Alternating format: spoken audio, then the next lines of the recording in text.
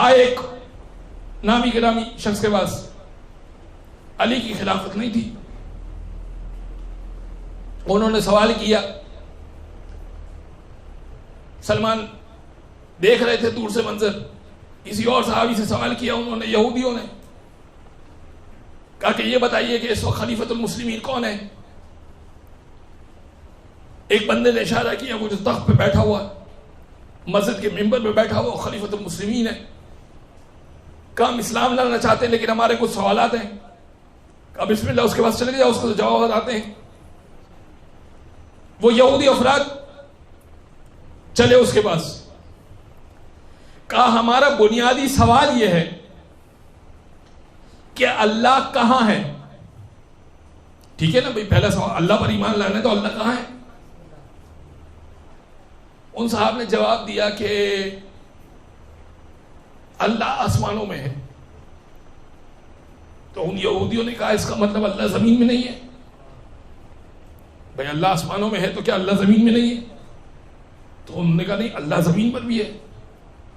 تو انہوں نے کہا اچھا تو پھر کیا دو اللہ ہیں، ایک آسمان میں اور ایک زمین میں؟ کہا نہیں ایک ہے۔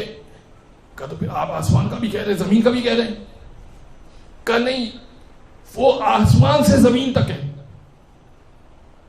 کہا اچھا تو پھر اس کا مطلب یہ ہوا کہ وہ آسمان سے زمین تک ہے اور اس کے باہر نہیں ہے؟ تو اب پریشان ہو گئے خلیفہ، کہنے لگے تم کافر ہو گئے ہو۔ تو وہ یہودی یہ کہہ کے چلے کہ حضور ہم آپ کی نگاہ میں پہلے ہی کافر ہیں، ہم یہودی ہیں پہلے ہی کافر ہیں۔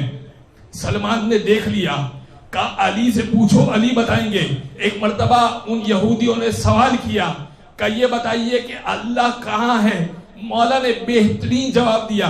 امام کہنے لگے یہ جو کہاں کا لفظ ہے، یہ جو کب کا لفظ ہے، یہ کیسے کا لفظ ہے، اس کا خالق بھی اللہ ہی ہے۔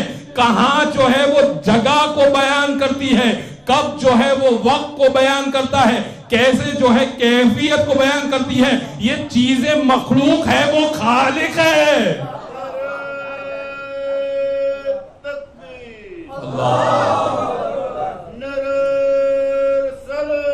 یا رسول اللہ،